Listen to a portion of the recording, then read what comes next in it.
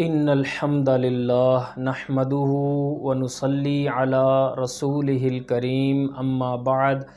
فاعوذ باللہ من الشیطان الرجیم بسم اللہ الرحمن الرحیم رب اشرح لی صدری ویسر لی امری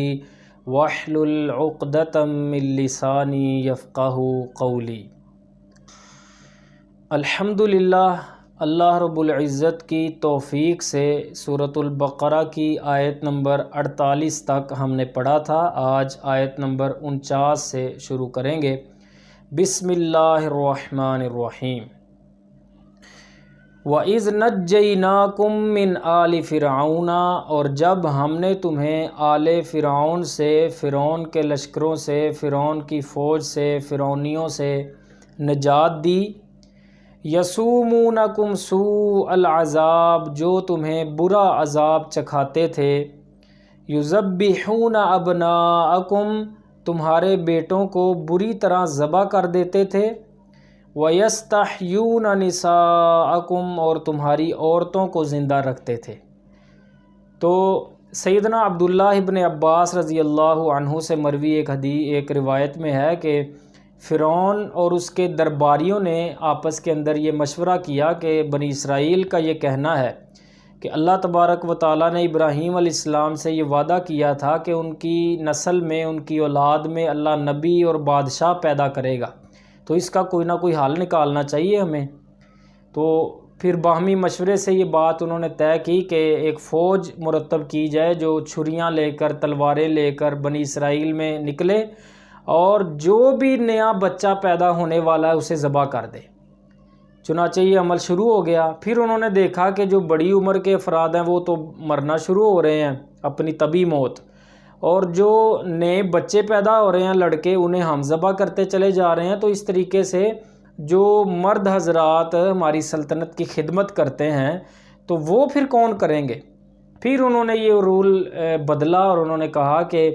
ایسا کیا جائے کہ 1 سال پیدا ہونے والے بچوں کو ذبح کیا جائے اور 1 سال کے لیے جتنے بچے پیدا ہوتے ہیں انہیں چھوڑ دیا جائے تاکہ بڑے ہو کر ہماری خدمت کرنے کا ذریعہ بنے۔ تو جب ہارون علیہ السلام پیدا ہوئے تو اس وقت وہ سال تھا کہ جس میں وہ بچوں کو ذبح نہیں کرتے تھے، اس لیے موسیٰ علیہ السلام کی والدہ نے حضرت ہارون علیہ السلام، جو کہ موسیٰ علیہ السلام کے بڑے بھائی تھے، انہیں بلا خوف و خطر جنم دیا بڑے آرام کے ساتھ، کیونکہ اس سال میں بچوں کو ذبح نہیں کیا جاتا تھا۔ لیکن جب موسیٰ علیہ السلام کی ولادت تھی اس وقت وہ سال تھا کہ جب بچوں کو ذبح کیا جاتا تھا۔ لیکن یہ اللہ رب العزت کی قدرت کا عظیم کرشمہ تھا اور اللہ تعالیٰ کی قدرت تھی، اللہ تعالیٰ کی طرف سے معجزہ تھا کہ موسیٰ علیہ السلام کو اللہ تعالیٰ نے فرعون کے ذبح کرنے سے بچایا، بلکہ اسی کے محل کے اندر موسیٰ علیہ السلام کو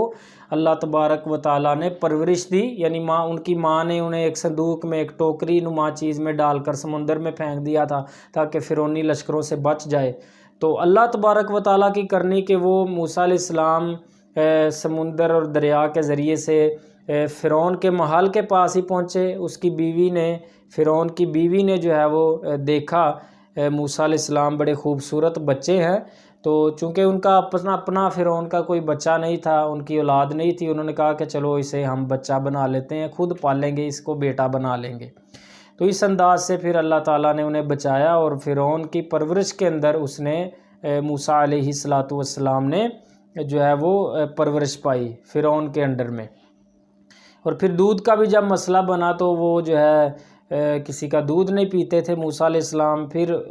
موسیٰ علیہ السلام کی والدہ کو ہی اللہ تعالیٰ نے ذریعہ بنایا اور پھر ملایا آپس میں، دودھ بھی موسیٰ علیہ السلام کو ان کی والدہ نے ہی پلایا۔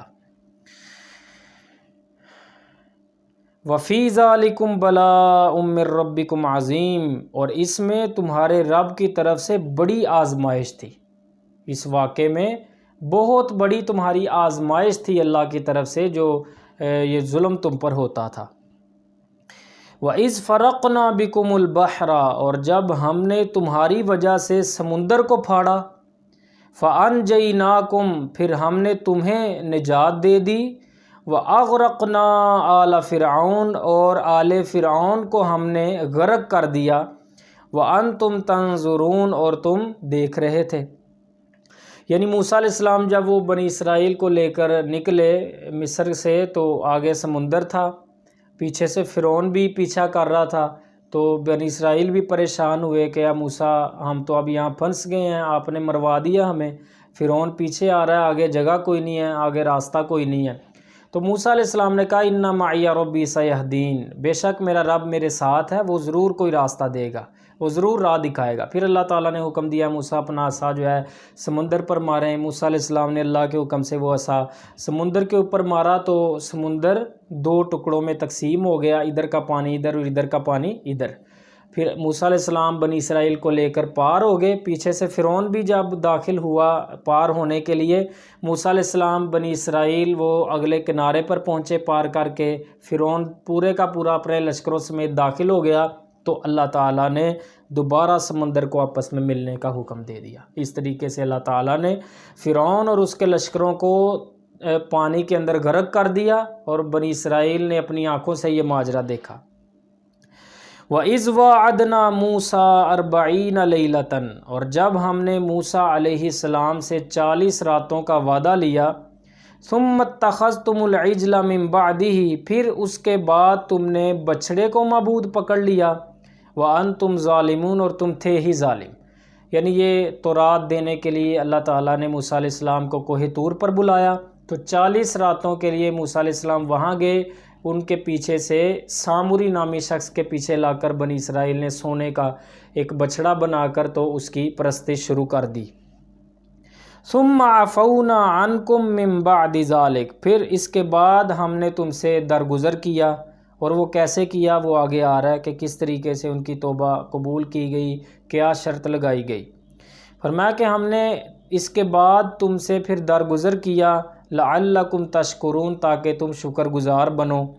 وَإِذْ آتَيْنَا مُوسَى الْكِتَابَ وَالْفُرْقَانَ، اور جب ہم نے موسیٰ علیہ السلام کو کتاب اور فرقان عطا فرمائی۔ کتاب سے مراد تورات ہے، اور فرقان کا مطلب ہوتا ہے حق اور باطل میں فرق کرنے والی چیز۔ تو یہ یہاں تو کتاب کی ہی صفت ہے، یعنی چونکہ اللہ کی وہ کتاب تورات وہ بھی حق اور باطل میں فرق کرنے والی تھی، تو یہ فرقان یا تو کتاب کی ہی صفت ہے، یا پھر فرقان سے مراد وہ معجزات ہیں جو موسیٰ علیہ السلام کو علیحدہ سے دیے گئے تھے۔ یعنی کتاب سے مراد تورات، اور فرقان یعنی حق اور باطل میں فرق کرنے والی چیز سے مراد وہ معجزات جو موسیٰ علیہ السلام کو اللہ نے دیے تھے، کیونکہ معجزات بھی حق اور باطل میں فرق کرنے کی اعلیٰ چیز یعنی اس میں نمایاں کردار ادا کرتے ہیں، حق اور باطل میں فرق کرنے والے ہوتے ہیں۔ جیسا کہ موسیٰ علیہ السلام کا ہزاروں جادوگروں سے مقابلہ جب فرعون نے کروایا، تو جب موسیٰ علیہ السلام نے وہ معجزہ دکھایا، عصا پھینکا اور وہ اژدہا سانپ بن گیا، تو وہ تمام جادوگر سجدے میں گر پڑے تھے، اور انہوں نے تسلیم کیا تھا کہ ہم جادو کے ماہر لوگ ہیں۔ تو یہ ہم جو دیکھ رہے ہیں یہ جادو نہیں ہے، موسیٰ علیہ السلام واقعتاً ہی اللہ کے نبی ہیں، اور یہ معجزہ ہے۔ تو حق اور باطل میں فرق کرنے والی چیز سے مراد معجزات۔ لعلکم تہتدون، تاکہ تم ہدایت پا جاؤ، یعنی یہ کتاب اور فرقان کیوں تمہیں دی؟ تاکہ تم اندھیروں سے، کفر و شرک کی تاریکیوں سے، گناہوں کی دلدلوں سے نکل کر ہدایت کے راستے پر آ جاؤ۔ اور تمام انبیاء کو بھیجنے کا، کتابیں بھیجنے کا ہمیشہ اللہ کا یہی مقصد رہا کہ لوگ جو ہے وہ جنت کے راستے پر چل پڑے۔ تو فرمایا کہ جب ہم نے موسیٰ علیہ السلام کو کتاب اور فرقان دی تاکہ تم ہدایت پاؤ۔ وَإِذْ قَالَ مُوسَىٰ لِقَوْمِهِ، اور جب موسیٰ علیہ السلام نے اپنی قوم سے کہا، یا قومی، اے میری قوم، اِنَّكُمْ ظَلَمْتُمْ أَنفُسَكُمْ، بے شک تم نے اپنی جانوں پر ظلم کیا ہے، بِاتِّخَاذِكُمُ الْعِجْلَ، بچھڑے کو پکڑ کر، بچھڑے کو معبود بنا کر، بچھڑے کی پوجا کر کے، فَتُوبُوا إِلَىٰ بَارِئِكُمْ، لہٰذا تم اپنے پیدا کرنے والے کی طرف توبہ کرو، فَاقْتُلُوا أَنفُسَكُمْ، پھر اپنی جانوں کو قتل کرو۔ یعنی موسیٰ علیہ السلام جب واپس آئے تو دیکھا کہ یہ قوم جو ہے یہ بچھڑے کی پرستش میں مبتلا ہو گئی، پھر انہوں نے کہا کہ جو ہے وہ تم نے یہ بڑا اپنی جانوں پر ظلم کر لیا ہے، لہٰذا اب اللہ سے توبہ کرو، اور توبہ کی شکل کیا اللہ نے مقرر کی ہے، یہ کہ تم اپنے آپ کو قتل کرو۔ تو یہ مفسرین نے لکھا ہے کہ 3 گروہ بنے تھے، ایک وہ تھا کہ جنہوں نے بچھڑے کی پرستش کی تھی، دوسرا گروہ وہ تھا کہ جنہوں نے پرستش تو نہیں کی تھی لیکن انہیں روکا بھی نہیں کرنے والوں کو، اور تیسرا گروہ وہ تھا کہ جو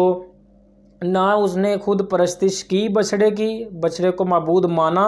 اور بلکہ ان کو بھی منع کیا جو کرتے تھے۔ تو اب یہ جو کرنے والے تھے اور جو نہ کر کے نہ روکنے والے تھے، ان دونوں کو جو ہے وہ قتل کا حکم دیا گیا، اور یہ جو پرستش سے بچے تھے انہیں کہا گیا کہ انہیں قتل کر دیا جائے۔ تو یہی ان کی توبہ کی شکل تھی۔ فرمایا کہ اب ایسا ہی تمہیں ہونا، قتل کرنا پڑے گا اپنے آپ کو تاکہ آخرت تمہاری بچ جائے، وگرنہ اگر یہ تم نے حکم نہ مانا تو ظاہر ہے پھر آخرت بھی برباد ہے۔ تو توبہ کی اب صورت یہ ہے کہ اپنی جانوں کی قربانی پیش کرو۔ ذالکم خیر لکم عند بارئکم، یہ تمہارے پیدا کرنے والے کے نزدیک تمہارے لیے بہتر ہے، یعنی اپنے آپ کی قربانی پیش کرنا اور اپنی آخرت کو بچا لینا، یہ اللہ کے نزدیک تمہارے لیے بہتر ہے۔ فتاب علیکم، تو اس نے تم پر مہربانی فرمائی، انہ هو التواب الرحیم، بے شک وہی ہے جو بڑا توبہ قبول کرنے والا ہے، نہایت رحم کرنے والا ہے۔ وَإِذْ قُلْتُمْ يَا مُوسَىٰ، اور جب تم نے کہا اے موسیٰ، لَن نُؤْمِنَ لَكَ حَتَّىٰ نَرَى اللَّهَ جَهْرَةً، ہم ہرگز تجھ پر ایمان نہ لائیں گے، ہرگز تیری بات نہ مانیں گے جب تک ہم اللہ کو واضح طور پر سامنے نہ دیکھ لیں۔ تو یہ جب موسیٰ علیہ السلام تورات لینے گئے تھے تو 70 افراد جو تھے بنی اسرائیل کے اپنے ساتھ لے کر گئے تھے اللہ کے حکم سے۔ تو جب موسیٰ علیہ السلام تورات لے کر واپس آنے لگے، کوہ طور سے واپس آئے، تو اب انہوں نے ماننے سے انکار کر دیا کہ ہم نے آپ کی بات پر یقین نہیں کرنا کہ آپ کو یہ اللہ نے تورات دی ہے یا جو بھی بات تھی۔ تو جب تک ہم اللہ کو سامنے نہ دیکھ لیں، اللہ ہمیں سامنے آئے، اللہ ہمارے سامنے آئے اور ہمیں بتائے کہ آپ کو اس نے یہ کتاب دی ہے، پھر ہم جو ہے وہ آپ پر ایمان لے آئیں گے، ایسے نہیں ہم نے ایمان لانا ہرگز۔ فَأَخَذَتْكُمُ الصَّاعِقَةُ، تو پھر تمہیں بجلی کی کڑک نے پکڑ لیا، وَأَنْتُمْ تَنْظُرُونَ، اور تم دیکھ رہے تھے، یعنی تمہاری آنکھوں کے سامنے تمہاری اس سرکشی اور ہٹ درمی پر اللہ کی طرف سے، اللہ کے حکم سے بجلی آئی جس نے تم سب کو موت کے گھاٹ اتار دیا۔ ثُمَّ بَعَثْنَاكُم مِّن بَعْدِ مَوْتِكُمْ، پھر ہم نے تمہارے مرنے کے بعد تمہیں دوبارہ اٹھایا، دوبارہ زندہ کیا، لَعَلَّكُمْ تَشْكُرُونَ، تاکہ تم شکر گزار بنو۔ یعنی پھر یہ جب 70 کے 70 افراد مر گئے تو موسیٰ علیہ السلام نے پھر دیکھا کہ یہ کیا ہو گیا، پھر انہوں نے دعا کی اللہ انہیں زندگی عطا فرما، پھر ان کی دعا سے دوبارہ انہیں زندہ کیا گیا۔ وَظَلَّلْنَا عَلَيْكُمُ الْغَمَامَ، اور ہم نے تم پر بادلوں کا سایہ کیا، وَأَنزَلْنَا عَلَيْكُمُ الْمَنَّ وَالسَّلْوَىٰ، اور ہم نے تم پر من اور سلوہ نازل کیا۔ تو یہ مصر اور شام کے درمیان کا واقعہ ہے، جب مصر سے جا رہے تھے درمیان میں جو ایک صحرا جہاں انہیں ٹھہرایا گیا تقریباً 40 سال کے لیے، تو کوئی چھت نہیں تھی، سائے کا مسئلہ تھا، اللہ نے بادل بھیجے، ان کے اوپر سایہ کیا اللہ نے۔ پھر کھانے پینے کا مسئلہ تھا، اللہ تعالیٰ نے من اور سلوہ عطا کیا۔ من جو تھی یہ شہد ٹائپ ایک چیز تھی، اور سلوہ جو تھا یہ ایک پرندہ تھا، بٹیر یا چڑیا ٹائپ۔ تو یہ جو ان کے پاس آتا تھا، جسے پکڑ کر کثرت سے آتا تھا، اور اسے پکڑ کر یہ ذبح کر کے پکا کے کھا لیتے تھے۔ کُلُوا مِن طَیِّبَاتِ مَا رَزَقْنَاکُمْ، کھاؤ ان پاکیزہ چیزوں میں سے جو ہم نے تمہیں دی ہیں۔ وَمَا ظَلَمُونَا، اور انہوں نے ہم پر کوئی ظلم نہیں کیا، وَلَٰكِن كَانُوا أَنفُسَهُمْ يَظْلِمُونَ، بلکہ وہ اپنے آپ پر ہی ظلم کیا کرتے تھے۔ یعنی یہ سرکشی اختیار کر کے، شرک کا راستہ اختیار کر کے، کفر کا راستہ اختیار کر کے، ہٹ دھرمی کا راستہ اختیار کر کے، انہوں نے ہمارا تو کچھ نہیں نہ بگاڑا، بلکہ اپنی ہی جانوں کو انہوں نے عذاب کا مستحق بنایا، اپنا ہی نقصان کیا، اپنا ہی بیڑا غرق کیا۔ کیونکہ کوئی انسان زیادہ سے زیادہ بڑے سے بڑا ہٹ درم بن جائے، سرکش بن جائے، نافرمان بن جائے، اللہ کا تو کوئی کچھ نہیں بگاڑ سکتا۔ جیسا کہ وہ مشہور حدیث بھی ہے، اس کا مفہوم یہ ہے کہ اگر ساری کائنات نیک اور پارسا ہو جائے تو اللہ کی بادشاہت میں کوئی اضافہ نہیں ہوتا،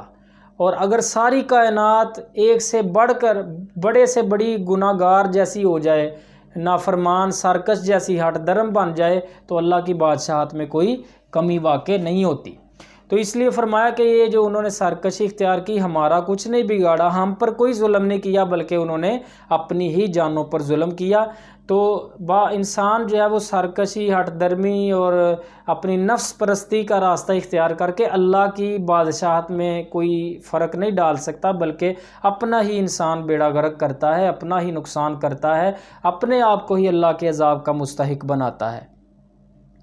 وَإِذْ قُلْنَا ادْخُلُوا هَٰذِهِ الْقَرْيَةَ، اور جب ہم نے کہا کہ تم لوگ اس بستی میں داخل ہو جاؤ، مراد بیت المقدس ہے، فَكُلُوا مِنْهَا حَيْثُ شِئْتُمْ رَغَدًا، پھر اس میں سے جہاں سے چاہو بافراغت کھاؤ، وَادْخُلُوا الْبَابَ سُجَّدًا، اور دروازے میں سجدہ کرتے ہوئے داخل ہونا،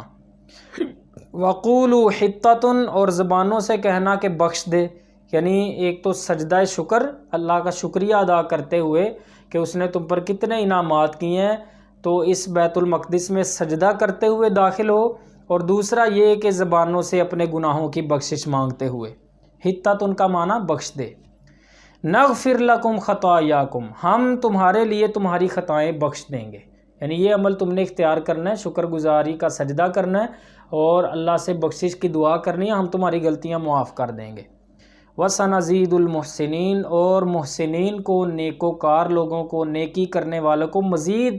نوازیں گے، اجر و ثواب سے مزید ان پر عنایتیں کریں گے۔ فَبَدَّلَ الَّذِينَ ظَلَمُوا قَوْلًا غَيْرَ الَّذِي قِيلَ لَهُمْ، تو جو بات انہیں کہی گئی تھی ان ظالموں نے اس بات کو کسی اور بات سے بدل دیا، یعنی کہا انہیں یہ گیا تھا کہ سجدہ کرتے ہوئے جانا ہے، اور زبانوں سے حطۃ کہتے ہوئے یعنی بخش دے جانا ہے، لیکن سجدہ کرنے کی بجائے بخاری شریف میں آتا ہے کہ انہوں نے اپنی سرینوں پر گھسٹتے ہوئے داخل ہونے کا عمل شروع کر دیا، یعنی سجدہ کرنے کی بجائے سرینوں پر گھسٹتے ہوئے گئے، اور زبانوں سے حطۃ جو انہیں کہنے کا حکم تھا اسے بھی انہوں نے بدل کر حبۃ فی شعرۃ، دانہ بالی میں، یہ کہتے ہوئے داخل ہوئے۔ تو اندازہ لگایا جا سکتا ہے کہ یہ کس قدر سرکش قوم تھی، کس قدر یہ ہٹ دھرمی کی انتہا پر پہنچی تھی۔ بعض اوقات ایسا ہوتا ہے کہ انسان کی سرکشی کی وجہ سے، انسان کی ہٹ دھرمی اختیار کرنے کی وجہ سے دل اتنا کالا ہو جاتا ہے کہ اللہ کے پکڑ کا کوئی خوف نہیں رہتا، اللہ کی نشانیاں نہیں نظر آتی، اللہ کی قدرت نہیں نظر آتی، اور انسان اپنی آخرت سے غافل ہو کر دھڑا دھڑ اللہ کے احکامات سے بغاوت شروع کرتا ہے، جیسا کہ انہوں نے کیا۔ دل کالے ہو چکے تھے اور واضح طور پر اللہ کے احکامات سے انہوں نے بغاوت کی۔